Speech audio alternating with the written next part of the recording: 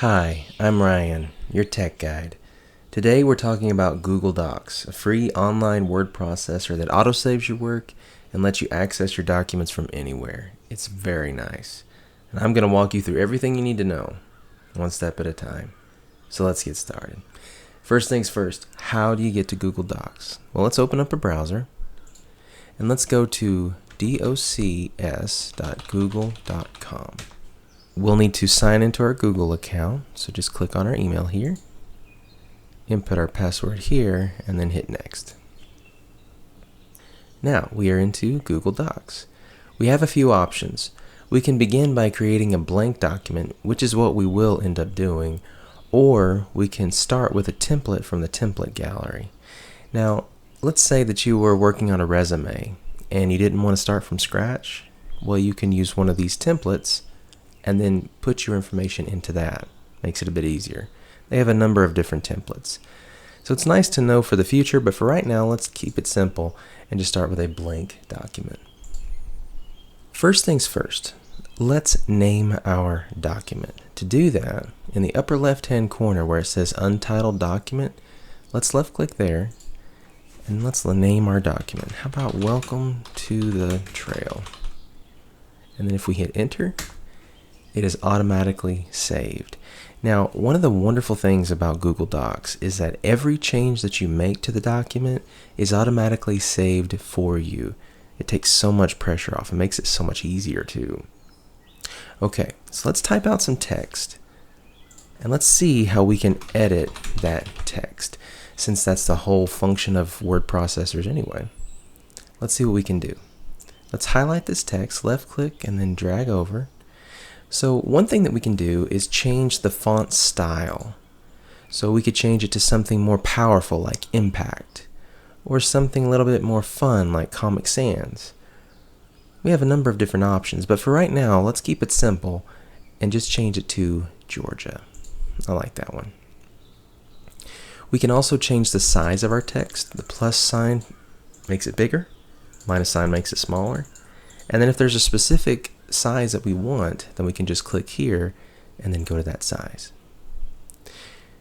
This B here, if we click that with our text highlighted, it bolds our text.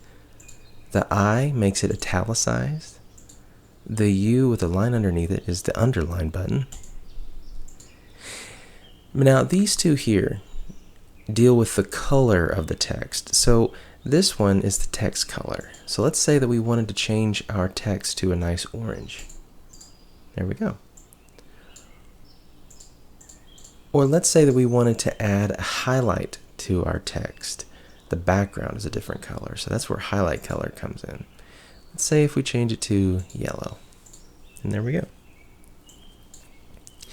Now we have a few more options in editing our text. Now they may be lined up along this bar to the right for you, but for me, because I've got the screen a little bit smaller, I've got them collapsed, so I need to hit this button here, which says More.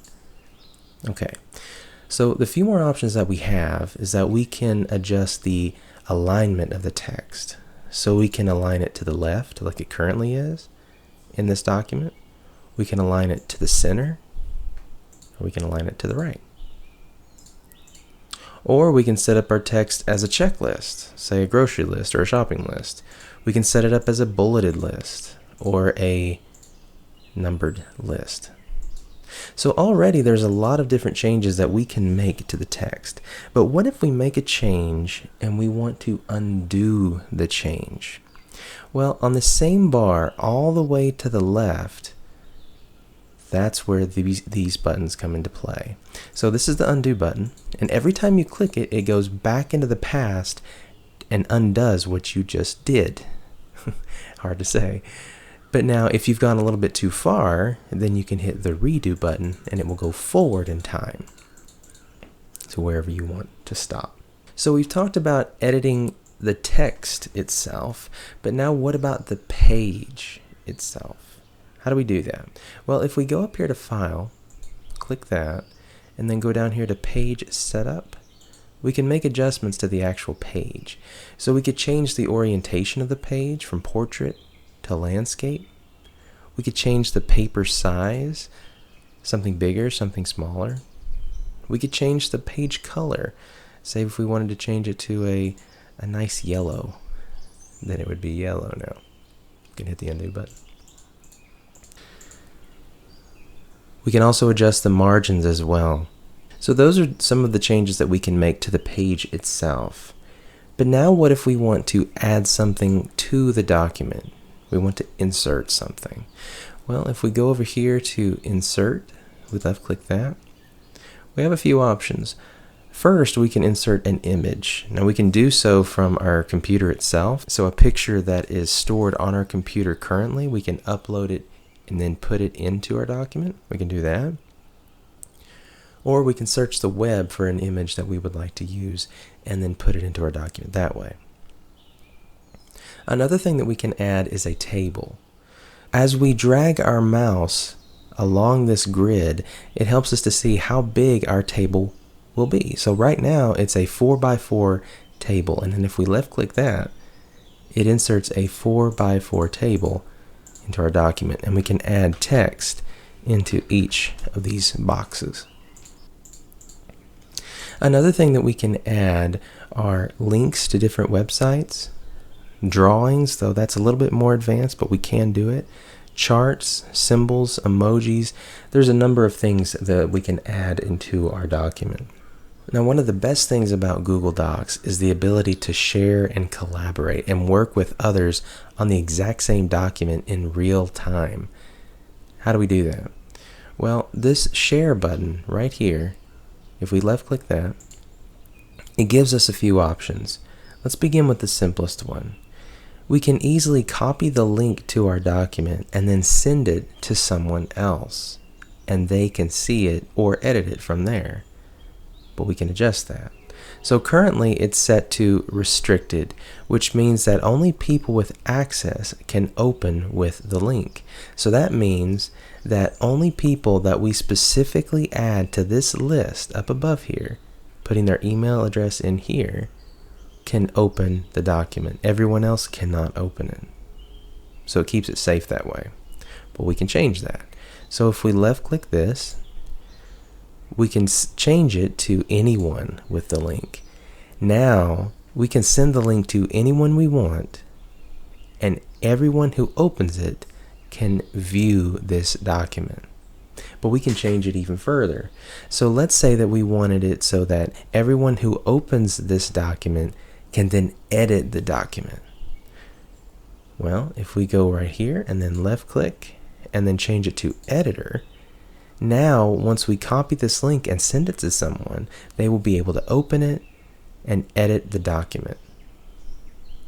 If we want them to just be able to view it and not edit it, we can have this set to viewer. But there's another option here called commenter. Now what this means is that an individual can be given access to this document. They can look at it, but they can create comments that will be shown off to the side of the document where they can give you feedback. That can be very helpful for proofreading and things like that. So that's giving general access to the document. But what if we just wanted to add one person or even just a handful of people to the list with access so that they could view this document and possibly edit that document? Well, we could put their email address in here. Now, it's going to give us a few options, what we can do. Once we've put the email address in, we can adjust what level of access that individual has. We can set them to editor so that they can edit the text, a viewer so that they can only view it, or a commenter to where they can't edit the text, but they can comment off to the side. Now, after we've done that, we have an option. We can choose to notify them, which means that an email will be sent to them, letting them know that they've been added to this document as an editor. Or we can uncheck this box so that they're not notified by email, but they're added as an editor regardless. We can also add a message as well if we want. So in a nutshell, that is how sharing works. And what's nice about sharing is that once you are collaborating with someone on a document, you both, or a number of you, can be working on the same document in real time, editing the text. So for instance, If you type in hello there, and let's say that you and a few others are working on this document and you wanted to comment. Remember the commenter role from earlier? Well, this is how you would do that. You could highlight this text, and then you could choose this option. This is one way to do so. In this bubble that appears off to the right, you can left click here, and you can add a comment, and then press comment. And all those comments will appear off to the side. Another way to do it is to highlight it, right click, and then left click comment.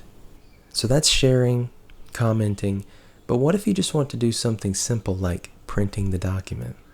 We can left click the print button here. We can go to File, and then Print down here, 2 options. Or what if we want to download the document to our computer? Well, if we go to File, then go to Download, we can choose from this list of file formats as to what we want to download our file as. So before we close out the video, here's the last few things to remember. Google Docs auto-saves any adjustments that you make within the document, so no save button is needed. So much easier. Sometimes though, we've made so many changes to a document that we want to go back to a previous state of the document. So for instance, let's say that we've been working on a document for a month or 2 months, but we realize that all the changes we've made in the last week, they just don't work, and we want to go back to how it was a week ago. Well, Google Docs makes it easy for that too. This clock symbol here with the arrow around it, if we left click that, this will give us all the different versions of this document. And this whole side will populate with different versions and different dates. So what we could do is we could click on a day, and if that's the date that we want to restore to, all we have to do is click Restore this version, and the document will then automatically be reverted back to that time. So helpful, especially if we've made a number of adjustments that we just don't like anymore. And last but not least, there is one button on this bar up here that is so very, very helpful, and that's the Paint Format button. And what does that do?